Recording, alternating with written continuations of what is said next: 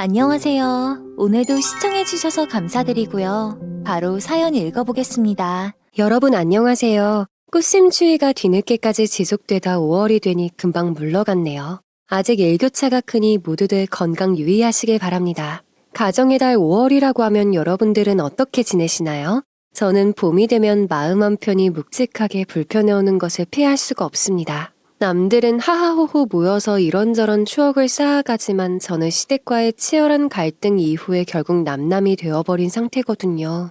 네가 사람이면 우리한테 이러면 안 되지. 너 다 토해내. 전세금 당장 토해내라고. 배은 망덕이 딱 너를 가리키는 거야. 감히 아들과 엄마 사이를 이간질시켜? 오냐, 오늘 너 죽고 나 죽자. 이 불려시 같은 거사. 느껴지시나요? 이런 시모를 상대로 악착같이 버텨왔습니다. 저는 맞벌이 부모님의 외동딸로 살아왔기 때문에 끈끈한 가족이라는 울타리를 늘 동경해왔습니다. 그래서 남들보다 빨리 결혼하고 싶었어요. 여럿이 함께 기념일을 축하하고 여행 다니는 단란한 가정을 꿈꿔왔던 사람이에요. 하지만 인생살이는 늘 그렇듯 제가 원하는 대로 진행되지 않네요. 남편은 아주 착하고 건실한 사람이지만 시어머니는 제가 원하던 이상형이 아니었습니다. 그래서 지금은 시댁이란 존재가 제 인생에 태클만 걸지 말기를 간곡히 기도하는 사이로 변했죠. 남편 역시도 본인의 부모가 했던 행동들에 큰 실망을 하여 우리 가정만 편안하면 아무것도 필요 없다고 말하고 있는 상태고요. 나이 먹으면 자식들한테 용돈도 받고 좀 편하게 살 줄 알았는데 이게 대체 무슨 일이야? 용돈을 받기는커녕 돈 보태주느라 허리가 휜다 휘어. 내가 전생에 무슨 죄를 졌길래 이래 힘들어야 하는지 원. 누구보다 행복한 가족을 원했던 저에게 어떤 일이 일어났는지 궁금하시지 않나요? 지금부터 저의 시댁 이야기를 썰풀듯이 풀어볼게요. 제가 다 견뎌온 시절의 일화니까 아이고 고생 많았다 라는 마음으로 들어주시면 감사하겠습니다. 앞서 말씀드렸다시피 저는 맞벌이 부모님 밑에서 외롭게 학창시절을 보낸 외동이었습니다. 그 시절 부모님들은 맞벌이 부부가 많았어요. 다른 친구들은 언니, 오빠나 동생이 함께 자랐기 때문에 외로움과 싸울 시간이 적었겠지만 저는 형제 없이 밤늦은 시간까지 매일 홀로 집을 지켜야 했습니다. 타고난 성향 자체가 독립적이고 외로움이 적은 타입이었다면 좋았겠죠. 엄마는 이 시기쯤 이렇게 말씀하셨어요. 미안해. 우리 조금만 더 고생하자. 분명 좋은 날이 있을 거야. 사랑해 우리 딸. 저는 그때마다 엄마 품에 안겨 귀여운 애교로 웃음 짓곤 하였죠. 그럼에도 불구하고 저는 유독 외로움과 두려움을 많이 느끼던 아이였습니다. 티는 안 냈지만 부모님이 오시기 전까지 고요한 방에서 홀로 버티는 것이 너무나도 힘들었죠. 학창시절의 경험 때문인지 성인이 되어서는 누군가와 빨리 함께 했으면 좋겠다고 생각했어요.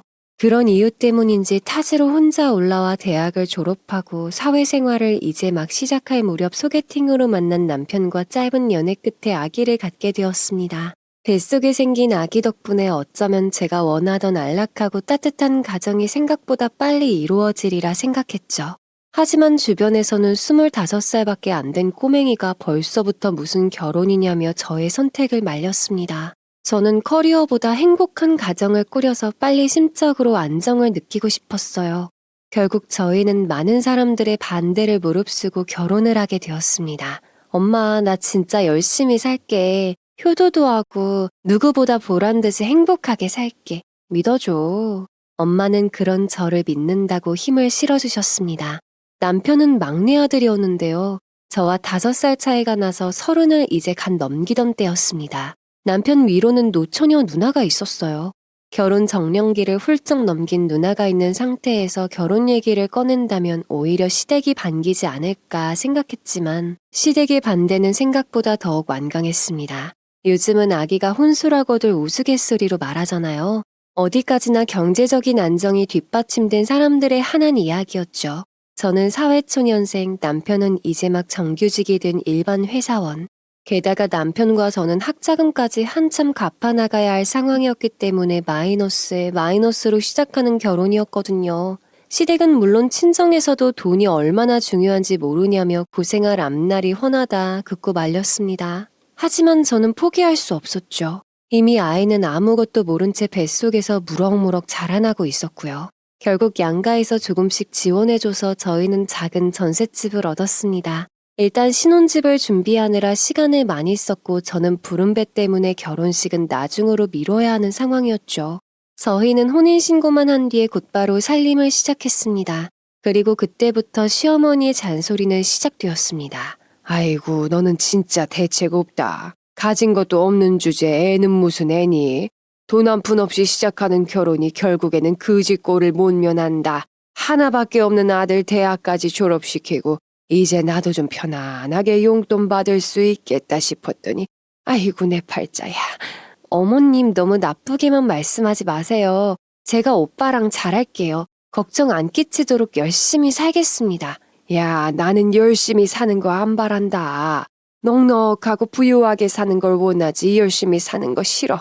열심히 살아봤자 골병 만들지 살림살이가 쉽게 나아지니?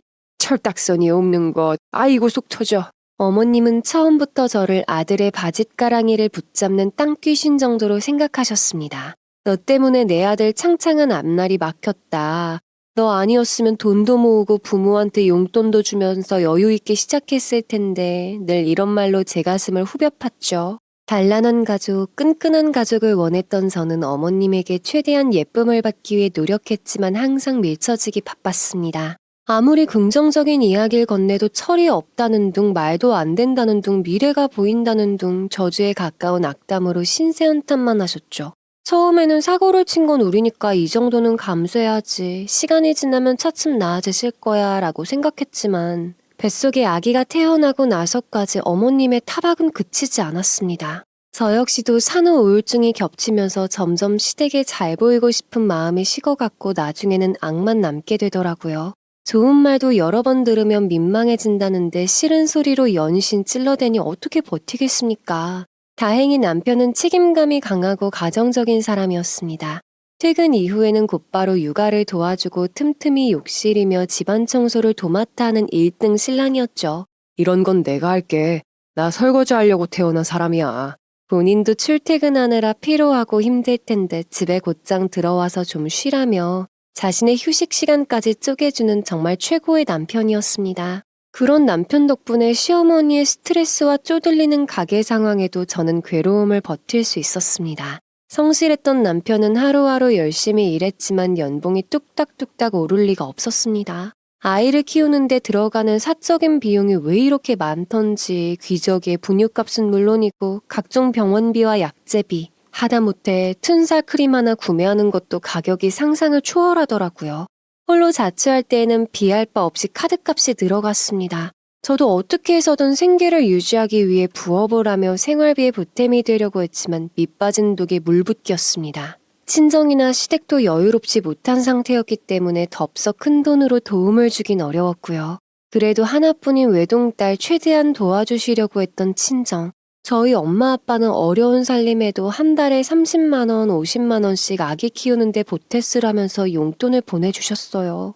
큰 돈은 아니지만 보탰어. 이서방도 저리 열심히 일하는데 우리야 뭐 살 만큼 살았으니 니들만 행복하면 되니까. 저희 부업일과 친정해주는 용돈을 더하면 남편의 월급에 근접하진 못하지만 생활비로 충당할 만큼은 되었습니다. 부모님과 가까이 살면 심적 의지라도 더 될 텐데 고향과 멀어진 곳에 신혼집을 차린 터라 늘 고맙다는 말을 전화상으로만 전할 수 있었죠. 어릴 적에는 혼자 외롭게 두고 일터에 나갔던 부모님이었지만 결혼을 하고 보니 그래도 가장 의지가 되는 분들이었어요. 지금 생각해보면 아무것도 가진 것 없이 시작한 저희가 파산나지 않고 어떻게 저떻게 아이를 키울 수 있었던 것은 친정의 도움이 파랄이었던 것 같습니다. 그에 반해 시댁의 지원요? 수년이 지난 지금 떠올려보면 코웃음이 나네요. 같이 어려운 상황임에도 어찌나 친정과 그리 차이가 날 수 있는지.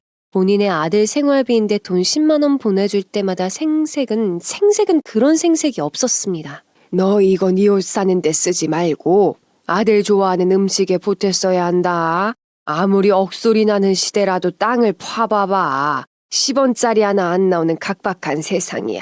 남들이 보면 100만 원은 주는 줄 알 겁니다. 물론 10만 원이든 5만 원이든 저희에게 도움을 주시는 거니 액수에 상관없이 감사한 마음이 맞죠. 하지만 돈을 보낸 이후 저에게 가해지는 시집살이가 그 금액을 초과할 정도로 힘들었기에 차마 기쁜 마음으로만 받을 순 없었습니다.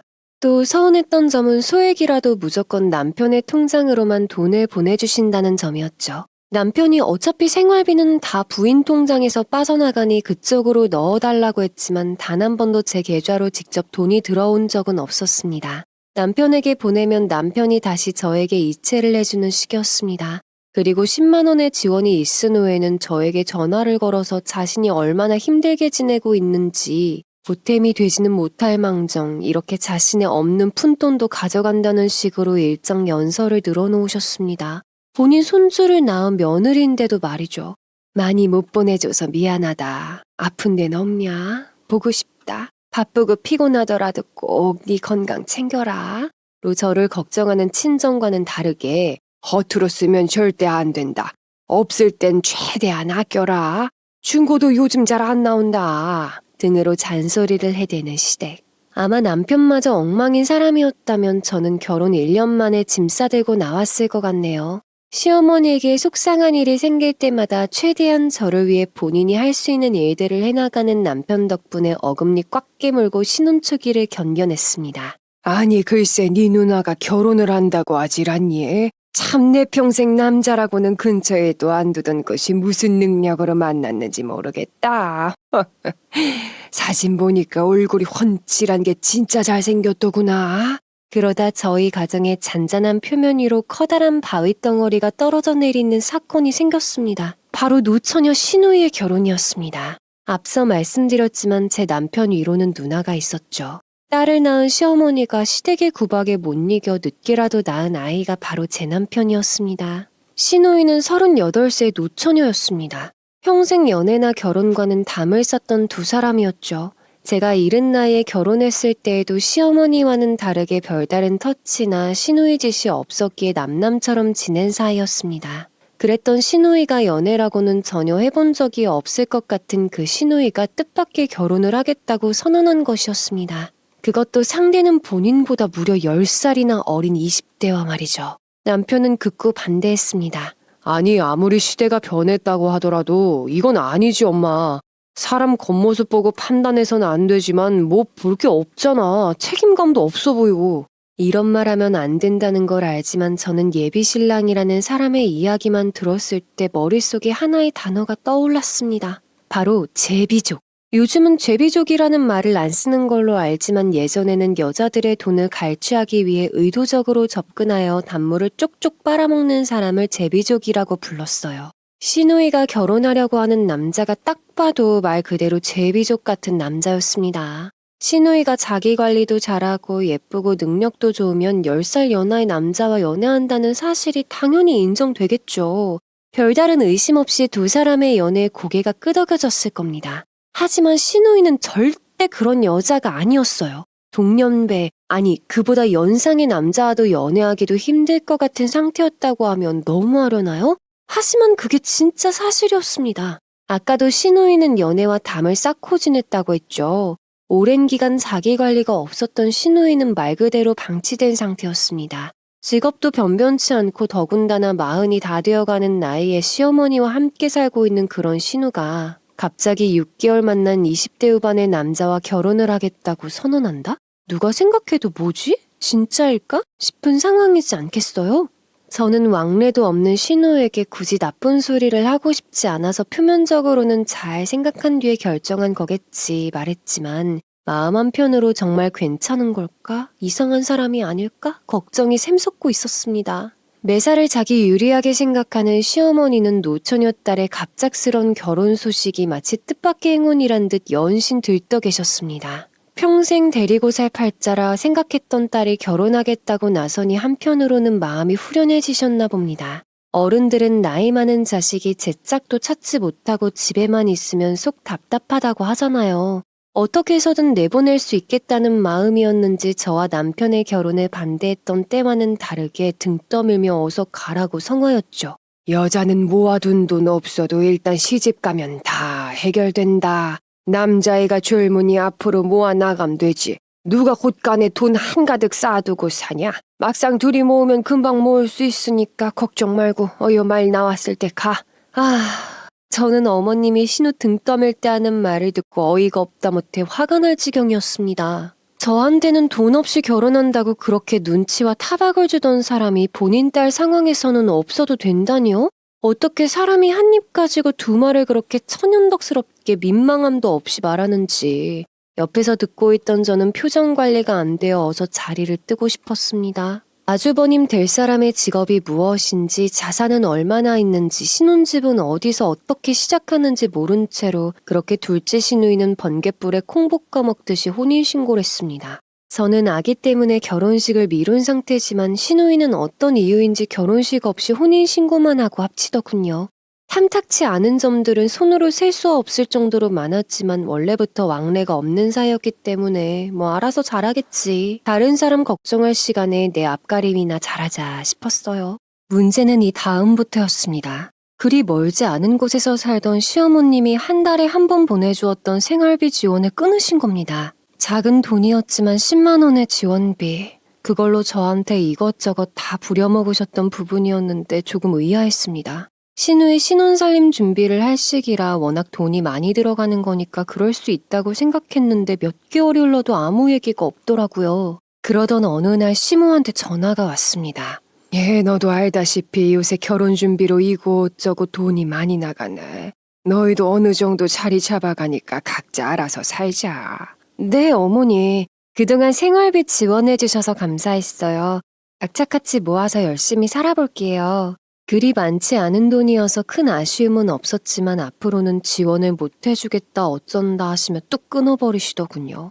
그래도 더 이상 시어머니의 간섭이나 잔소리를 듣지 않아도 되겠다 싶어 한편으로는 후련한 마음도 들었습니다. 그런데 어느 순간부터 가계부를 작성하는데 금액이 조금씩 비는 게 보이는 거예요. 저희 집 가게는 남편이 매달 고정적으로 지출하는 주택 관련 돈을 제외한 나머지를 이체해준 뒤 제가 관리하는 식으로 사용했습니다. 남편은 월급 인센티브에 따라 어떤 달에는 100만 원, 어떤 달에는 150만 원 정도를 보내주었죠. 거기에 친정에서 보태주는 돈 얼마와 제 부업 자금 얼마, 이렇게 모인 돈으로 생활비를 사용하고 가계부를 작성했습니다. 각종 공과금과 보험금, 통신비, 유류비를 제외하면 정말 빠듯한 생활이었지만 소액이라도 저축할 정도는 되었죠. 근데 시누이의 결혼식 이후로는 저축 금액이 상당히 줄어드는 거예요.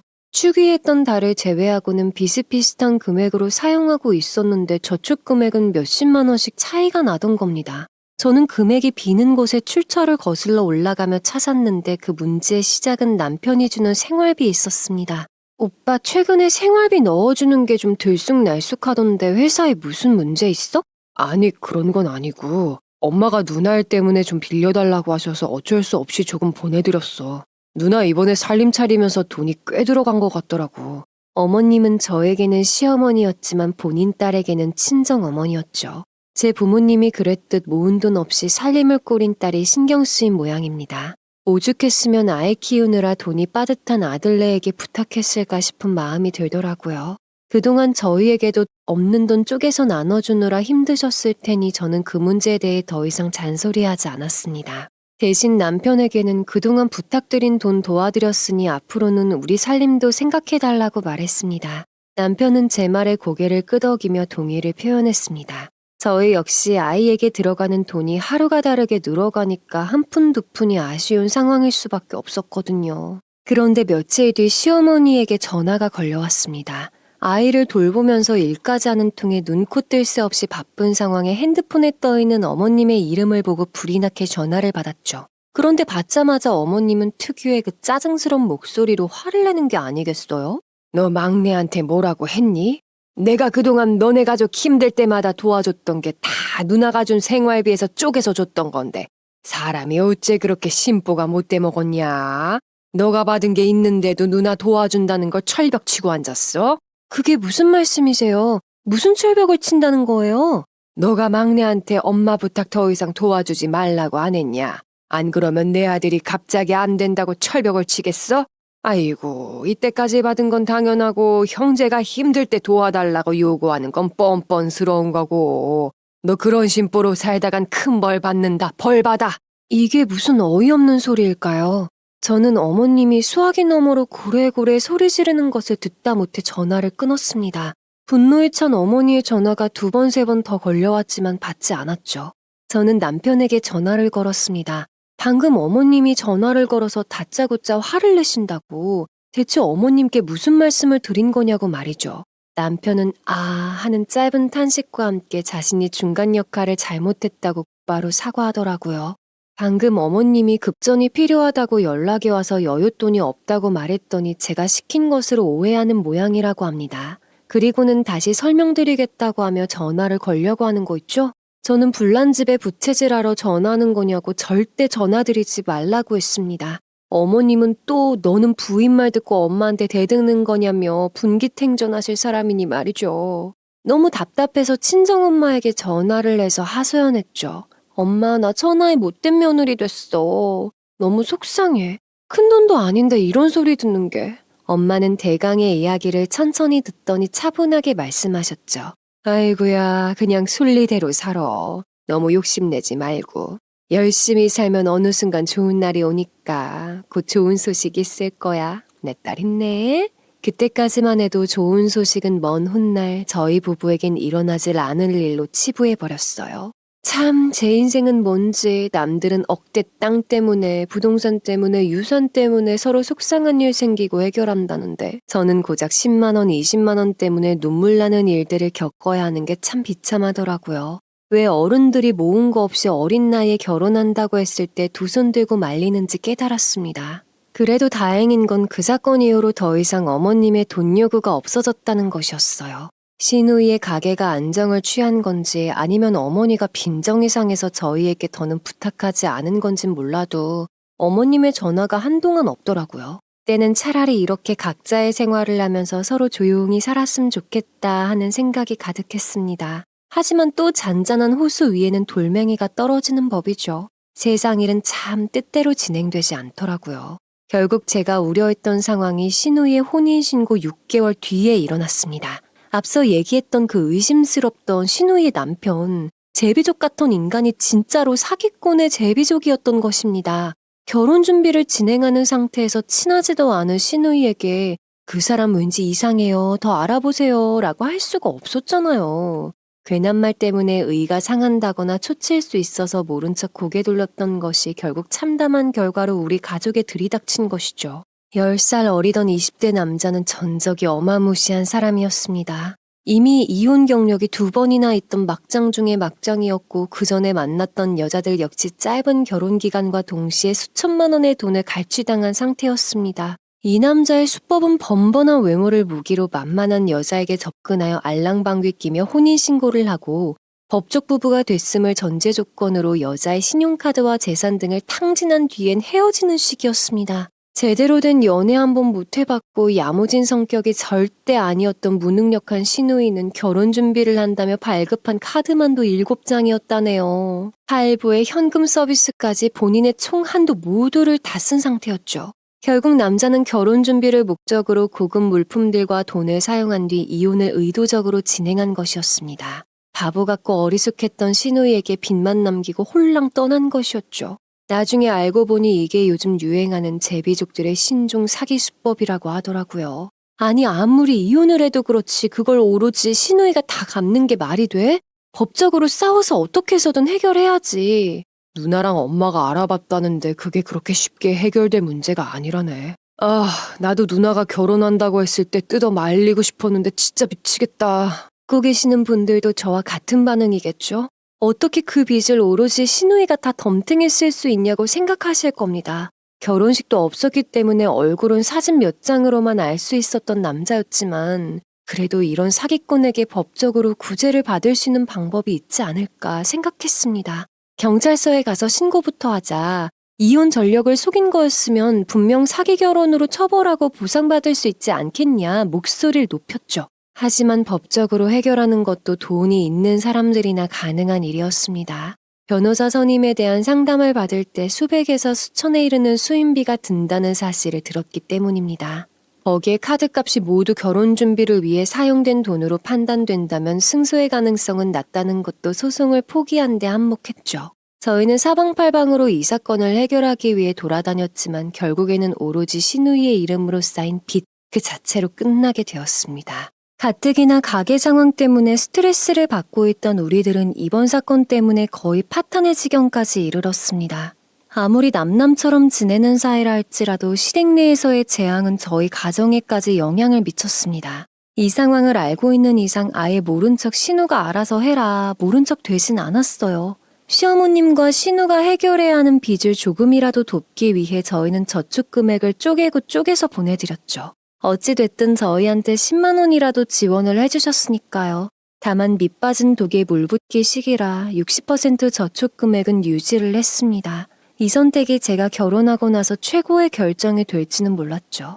게다가 아이가 곧 유치원에 들어가야 하는 나이였기에 들어갈 돈은 하늘 높은 줄 모르고 올라갔지만 매일 앓는 소리 내는 그쪽 상황에 아예 등을 돌릴 순 없었습니다. 아무리 모진 말 뱉어서 제 속을 바가지처럼 긁어놓는 시어머니라도 다정한 교류 하나 없이 무뚝뚝하게 살아가는 바보천치 시누이라도 그래도 우리가 힘들 때 작지만 도움을 줬던 가족이니까요. 저는 남편과 상의하여 어머님께 돈을 보내드렸습니다. 힘드시겠지만 조금이라도 도움이 되었으면 한다는 장문의 메시지를 적어서 이체해드렸죠. 하지만 시어머니는 자기 아들이 도와주는 돈이라고 생각했기에 저한테는 일체의 말도 없으셨고 오직 아들에게만 고맙다고 이야기하셨습니다. 그런 사소한 행동 하나하나가 참 서운하더군요. 그러던 중 또 하나의 불행이 터졌습니다. 집에서 아이를 돌보고 있는 와중에 걸려온 친정엄마의 전화였습니다. 얘 상황이 여의치 않게 돼서 미안하다. 너한텐 어떻게든 도움이 되고 싶었는데 이번 일 해결되면 엄마 아빠가 다시 도와줄게. 힘들어도 우울해하지 말고 조금만 아끼면서 살고 있거라. 엄마도 참 우리 괜찮아. 그동안 오빠랑 나랑 모아놓은 걸로 살면 되지. 미안하다고 생각하지 말고 아빠 속상한 거나 잘 달래줘. 알겠지? 그동안 생활을 유지하는 데 큰 몫을 했던 친정에서의 지원마저 끊어진 것입니다. 친정 아버지는 건설업에서 일하고 계셨는데 근무 현장에 문제가 생겨서 몇 개월간 강제로 휴직에 들어가야 하는 상황이 생겨버린 것이었죠. 회사에서는 급여 보전금을 지급했지만 두 분의 생활비와 은행 자금들을 처리하는 데에도 빠듯한 금액이었습니다. 친정엄마는 몹시 미안해하며 전화를 걸어왔고 저는 되려 손사래를 치며 미안하긴 뭐가 미안하냐고 오히려 내가 도움되지 못해서 미안하다고 말했죠. 막상 말은 호기롭게 했지만 전화를 끊자마자 한숨이 푹 새어나왔습니다. 가뜩이나 한 푼 두 푼이 힘든데 이런 일까지 겹치다니. 다음 달 생활비가 걱정되었습니다. 제가 아무리 부업을 늘린다고 해도 금액차는 별반 다를 바 없었거든요. 아이에게 들어가는 돈도 최대한 허리를 졸라맨 상태라서 더 줄일 수 있는 게 없었죠. 저는 선택해야 했습니다. 그동안 청약을 위해 모아두었던 청약 통장을 깰 것인지 아니면 은행에 돈을 빌려 생활할 것인지 말이죠. 오랜 고민 끝에 저는 청약 통장을 담보로 은행에 돈을 빌리기로 했습니다. 많은 돈은 아니지만 그래도 한두 달 정도는 버틸 수 있는 돈이었어요. 남편에게 이런 상황을 상의하니 남편도 동의했습니다. 엎친 데 덮친 격의 상황이라 힘든 상황이었지만 불행 중 다행인 것은 남편의 인센티브가 전달보다 조금 올라간 상태였어요. 그걸 위안 삼기로 했죠. 조금만 버티면 다시 안정적인 궤도로 들어올 거니까 허리띠를 졸라매자고 서로 다독였습니다. 그리고 아이가 유치원에 다니기 시작하면 저 역시 다시 직장을 다니기로 했습니다. 그동안 취업 공고를 뒤지며 제가 다닐 수 있는 곳을 알아보았죠. 다행히 아이가 유치원에서 돌아오는 시간에 맞춰 퇴근할 수 있는 파트타임 사무직 공고를 발견했고 거기에 지원을 했습니다. 운이 좋게 취직되었고 부업을 했던 것보다 더 많은 돈을 벌 수 있는 점에 한시름 놓았죠. 마냥 죽으라는 법만 있는 건 아니구나 가슴을 쓸어내렸습니다. 그렇게 새로운 생활에 적응해 나가던 중 오랜만에 시어머님의 전화가 걸려왔습니다. 회사에서 바쁘게 일하던 중 어머님의 전화가 와서 황급히 비상구로 뛰어나가 전화를 받았죠.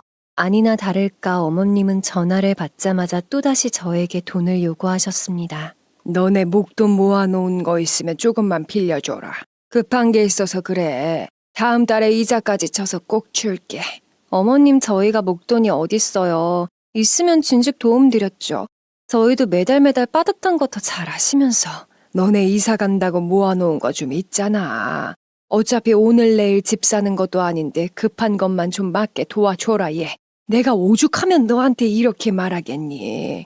너네 신혼 때 우리가 많이 도와줬던 거 생각해서 숨통 좀 돌리게 해줘라. 응?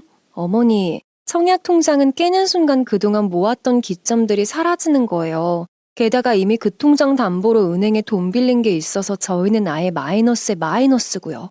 앞으로 이런 일은 저 말고 남편하고 얘기하세요. 저희 진짜 돈 없어요. 전화기 너머로 들려오는 갖은 고함 소리. 저는 이 말을 손으로 짚으며 얼른 통화 종료 버튼을 눌렀습니다. 아무리 급해도 그렇죠. 어떻게 아들 내외 청약 통장까지 건드리려고 하시는 걸까요? 저는 고개를 가로저으며 다시 사무실로 들어갔죠. 집에 들어와 아이를 씻기는 도중 남편이 퇴근을 하고 돌아왔습니다. 저는 아이를 일찍 재운 후 남편에게 오늘 있었던 일을 말했죠. 남편은 그동안 하도 어머님이 돈 요구를 해오는 전화가 와서 아예 받지 않았더니 당신한테 전화를 건 것 같다며 씁쓸해했습니다. 저는 신우이의 그 제비족 사건 이후 어떻게 진행되고 있는지 몰랐어요. 남편에게 물으니 신우이가 개인회생을 신청하여 신용거래는 불가능해졌고 다달이 월급의 일부를 빚 갚는 데 사용하고 있다고 했습니다. 그동안 신우이 신용카드로 주로 생활을 했던 두 분이다 보니 생활을 하면서 어려움을 많이 겪고 있었다고 했죠. 그맘때쯤 어떻게 알았는지 시모는 제가 따로 모아두고 있는 적금을 내놓으라 소리치셨습니다. 너 저번에 우리 도와준다고 해놓고 그 돈 일부만 준 거 안다. 당장 다 내놔. 이 천하의 독한 것. 이 다 죽어도 지만 악착같이 살 것. 당장 내놔. 아니요, 그 돈 못 줘요. 어떻게 모은 돈인데요. 남들 명품 사고 사치 부릴 때 시장에서 5,000원짜리만 사 입었던 저예요. 이 돈은 우리 가정의 마지막 버팀목이에요. 차라리 저 죽이고 가져가세요. 저희 주머니 사정이 좋았다면 어떻게 해서든 더 도와드렸겠지만 저희 코가 석자다 보니 소에게 소소한 도움만 드릴 수 있는 상황이었습니다. 저희는 아무래도 마음이 좋지 않아 수중에 있는 돈을 긁어 모으고 모아 100만 원을 어머님께 드렸습니다. 그리고 이게 마지막 도움이라는 말을 달아놓았죠. 정말 마지막이 되었죠. 힘든 시간은 2년 정도 지속되었습니다. 그동안 저는 육아와 출퇴근을 병행하느라 어떻게 지냈는지도 모를 정도로 바쁘게 살았습니다. 남편 역시 야근이나 주말 특근을 마다하지 않고 최선을 다해 가게를 꾸려나갔죠. 그동안 여러 번의 명절과 기념일이 왔다 갔지만 시댁과 저희는 먹고 살기 바빠서인지 간단한 안부 전화 외에는 따로 만남을 가지지 않았습니다. 시어머니는 저희에게 여전히 서운한 마음이 있었나 봅니다. 명절에 전화통화를 하면서도 돈 얘기를 끊임없이 하시더군요. 다른 집은 명절이면 용돈을 100만 원씩 준다는데 다른 집은 생일에 뭘 챙겨준다는데 라는 식으로 주변에서 듣고 오는 효자효녀 얘기를 꼭 저에게 첨언하시더군요.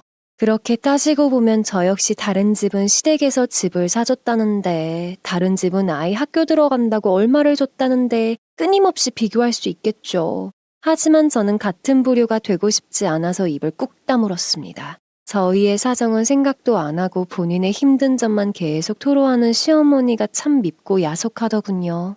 게다가 가세가 기울어진 이유가 저희 때문도 아닌데 모든 금전적 도움은 막내 아들인 남편에게만 의지하려는 모습도 화가 났습니다. 지금도 그렇고 앞으로도 역시 시댁의 도움은커녕 발목 잡는 일만 없기를 진심으로 바라는 시절이었습니다.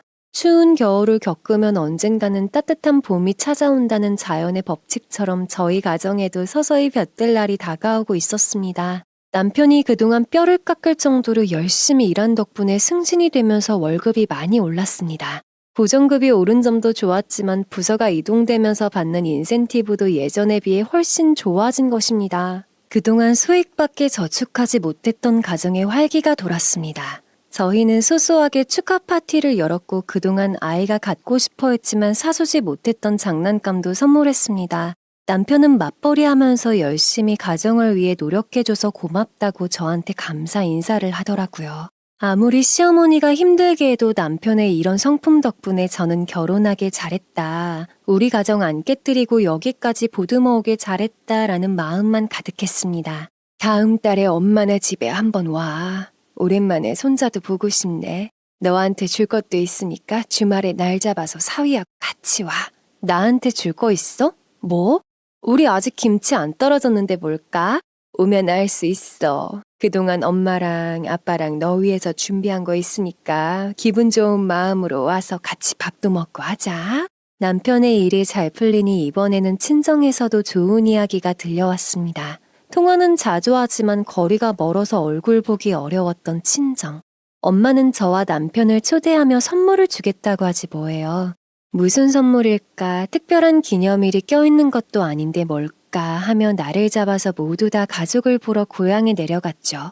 오랜만에 즐거운 식사를 하고 그동안 받았던 스트레스를 부모님과의 대화로 날려보내며 행복한 하루를 보냈습니다. 그날 저녁 아이가 잠든 후 엄마는 저와 남편을 불러서 식탁에 앉혔습니다. 그리고는 조심스럽게 최근에 있었던 일을 이야기해주며 서류를 넘겨주었습니다. 무슨 서류인가 찬찬히 훑어보니 남편의 직장과 그리 멀리 떨어져 있지 않은 신축 아파트의 청약 접수 서류였습니다. 저는 깜짝 놀라서 이게 뭐냐고 바로 물어보았죠.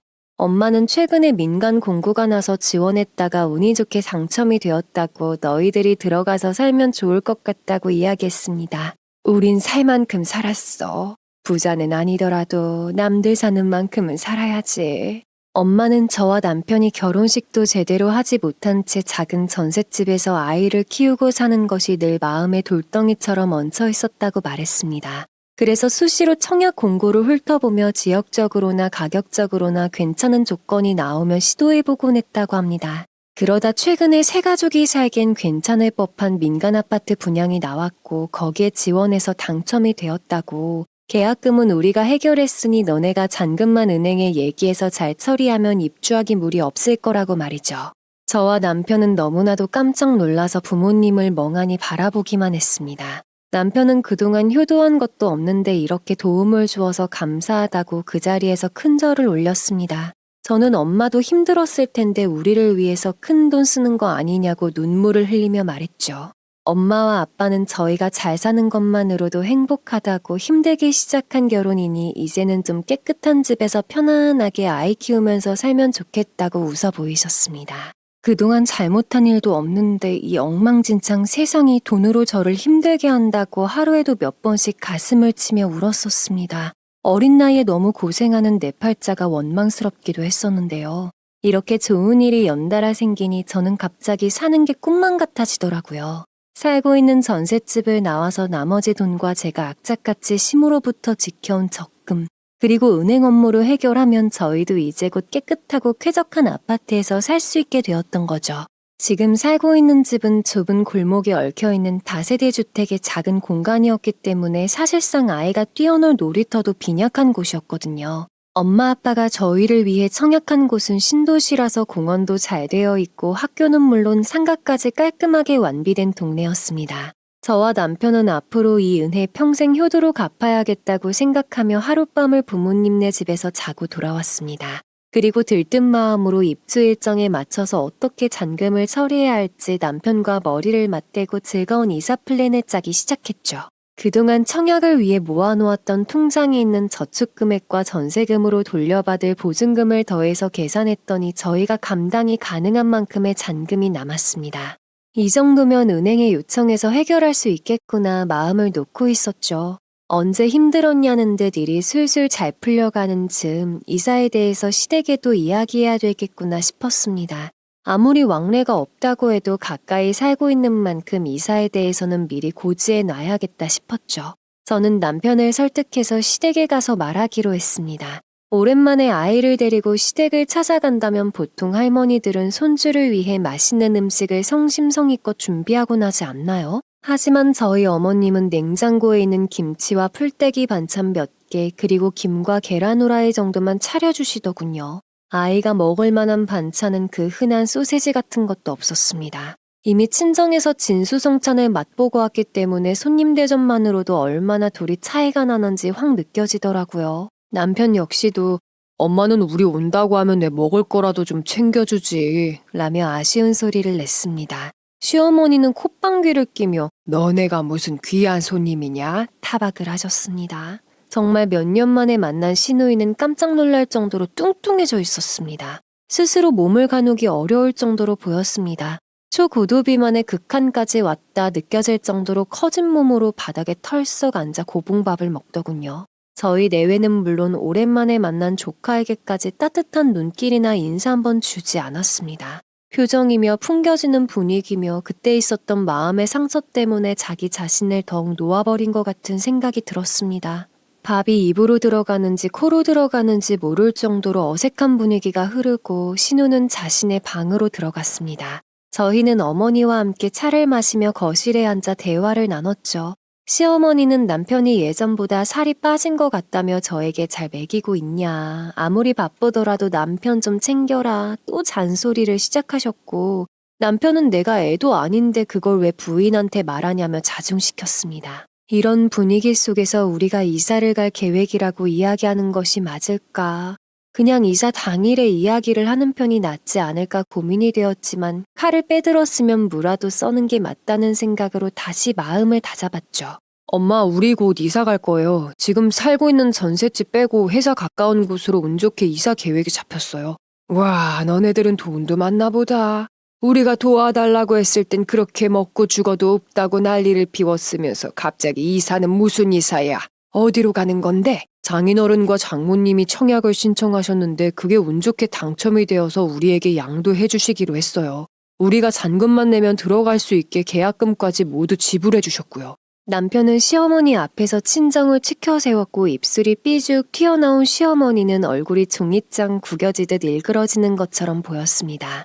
시어머님은 아파트 브랜드명을 듣더니 얼굴이 아주 사색이 되더라고요.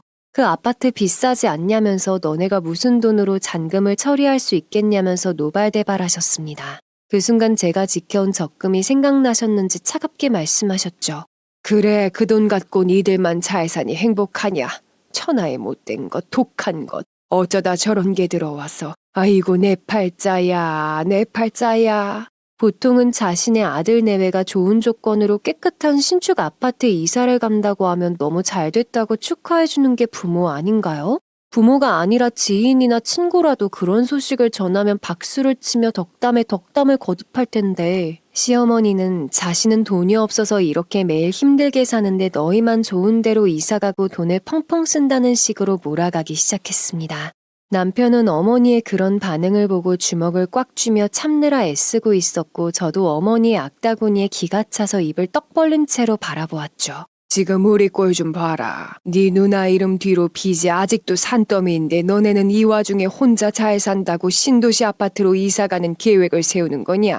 가까이 사는 가족들은 하루하루가 피말라 죽는데 너네만 잘 살러 간다고 이 자랑 치려고 온 거야?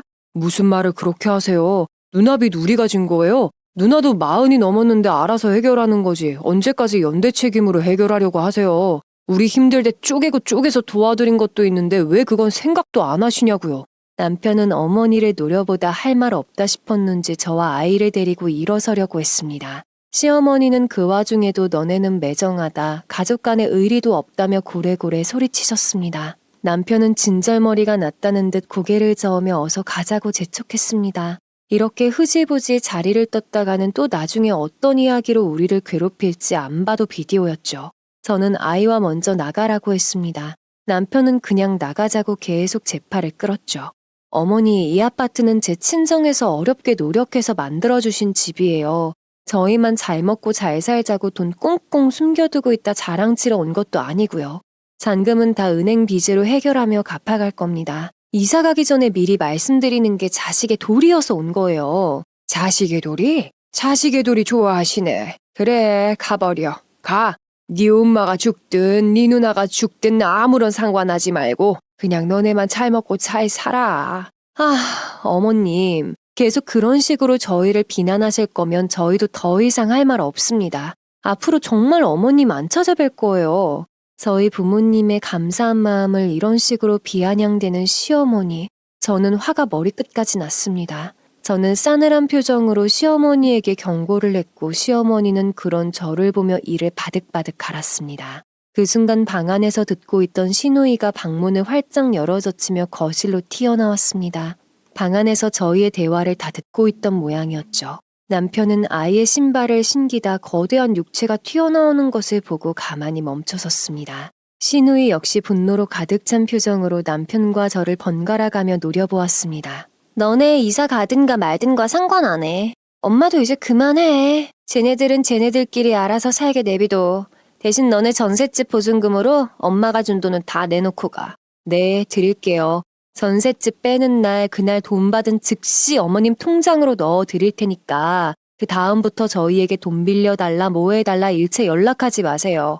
저희는 저희가 알아서 잘 살 테니까요. 저도 지지 않고 시누이에게 한마디 쏘아붙이고는 남편과 함께 대문에 나섰습니다. 어린아이는 엄마 아빠 왜 그래 왜 할머니랑 싸워 하면서 울먹였고 저는 아이를 끌어안은 후 차 안에서 목청껏 울었습니다. 시어머니가 제게 던진 비수 같은 말들과 마지막까지 전셋집 보증금 토해놓고 가라고 하던 시누이. 저희를 정말 돈거래 그 자체로만 알고 있는 두 사람과 한바탕 하고 나니 어찌나 서럽고 슬프던지. 아이가 엄마 울지마 엄마 울지마 하며 따라 우는데도 불구하고 저는 엉엉 소리내어 울었죠. 남편도 핸들에 머리를 묻고는 어깨를 들썩였습니다. 저에게 미안한 마음과 동시에 가족에 대한 배신감이나 부끄러움 뭐 그런 감정들이 소용돌이쳤던 모양입니다. 그날 이후 저희에게 시댁의 연락은 한 통도 오지 않았습니다. 이제 철저하게 남남이 된 관계가 된 것입니다. 저 역시 차라리 이렇게 제대로 매듭을 짓고 새로운 출발을 하는 게 나은 선택이다. 자신을 위로하며 하루하루 꿋꿋하게 버텼습니다. 달력이 한 장 한 장 찢어지고 계절이 바뀌고 해가 바뀌었습니다.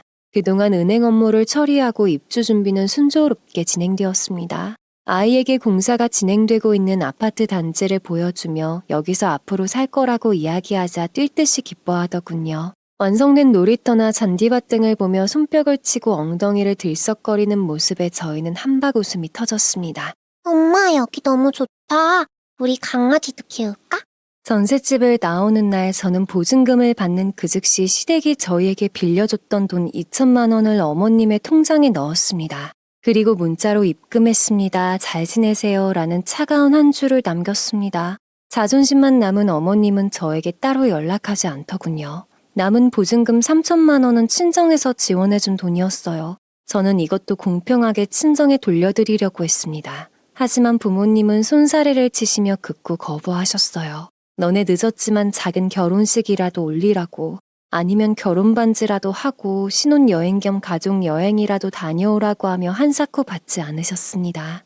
참 같은 부모인데 어쩜 이렇게 다를 수 있을까요? 시댁과 이렇게 차이가 나는 모습에 저는 또 한 번 눈물을 한 바가지 쏟았죠. 남편은 이 사실을 알고 앞으로 친정부모님께 정말 잘하자며 저를 안아주었습니다. 그동안 겪었던 힘들었던 일 모두 다 털어내고 새로운 곳에서 잘해보자고 말했습니다.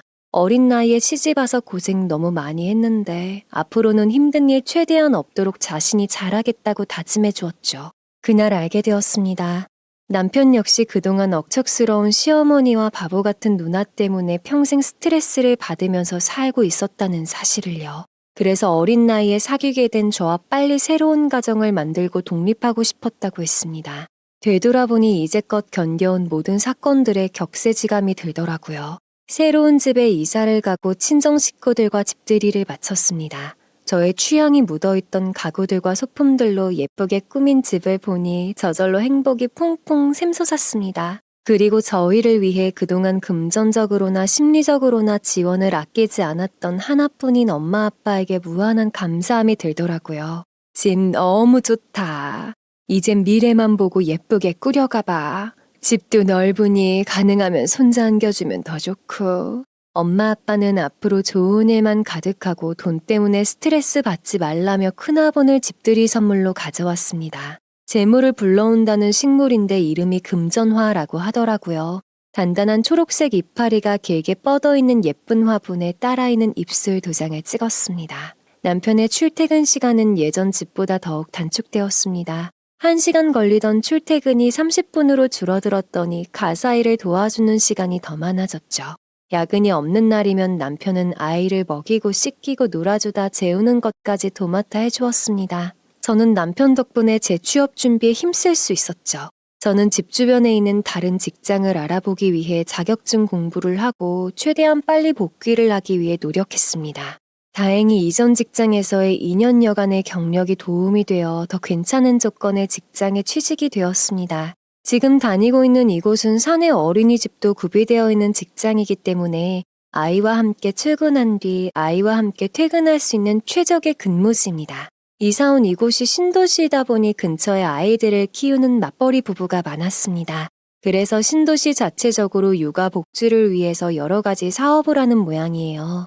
그전에는 항상 아이가 어린이집에 혼자 남아 저를 기다리곤 했는데 지금은 저와 같이 출근하고 여유 있는 점심시간에는 잠깐 어린이집에 가서 놀고 있는 아이의 얼굴을 보기도 한답니다. 친구들과 함께 엄마를 기다리다 동시에 퇴근하는 아주 최고의 스케줄로 아이를 양육할 수 있게 되었습니다. 한 가지가 풀리니 나머지 가지들도 모두 잘 풀려가네요. 저는 지금 아주 만족스러운 삶을 살고 있답니다. 남편은 제게 말은 안 해도 종종 시댁과 연락을 하는 것 같더라고요. 설류는 단칼에 뚝 끊어지지 않는 인연이니 남편 역시 자신의 부모와 누나를 아예 모른 척할 수는 없을 거예요. 하지만 어머님이 저에게 이때까지 했던 수많은 일들이 있었기에 남편은 어머님의 이야기가 저에게 안 들어가도록 최선 다해 중간에서 커트하는 것 같습니다. 친정의 큰 도움 덕분에 쪼들렸던 삶에서 벗어났다는 생각이 들어서 그런 걸까요? 왠지 저한테 충성 모드인 것 같답니다. 자, 길고 긴 저의 이야기 어떠셨나요? 한 곱이 넘겨온 사람으로서 지금은 잘 풀렸다. 듣고 있는 여러분께 자랑쳐도 될 만하죠? 저도 신혼부터 새로운 집으로 이사 오기 전까지 시댁과의 돈 문제 때문에 얼마나 괴로워했는지 몰라요. 그때는 정말 이러다가 나 죽는 거 아니야? 생각될 정도로 스트레스가 심했답니다. 하지만 자연의 법칙처럼 인간사도 정말로 추운 겨울이 지나면 따뜻한 햇볕이 돋는 봄이 온다는 것을 경험한 만큼 지금 춥고 힘든 시기를 견디고 계시는 분들에게도 곧 좋은 일이 다가올 거라는 말씀을 전하고 싶어요. 끝이 보이지 않는 시댁과의 갈등도 언젠가는 곧 끝날 것이니 저처럼 어금니 딱 깨물고 견뎌내시기를 바랍니다. 분명 견디는 사람에게는 그만큼의 보상이 돌아올 거예요. 모두들 잘 풀리시라고 저 역시 멀찌감치해서 응원하고 있겠습니다. 그럼 따뜻한 5월 기분 좋은 일들 가득하시길 바랄게요. 저는 이만 사연을 줄이겠습니다. 모두들 안녕히 계세요.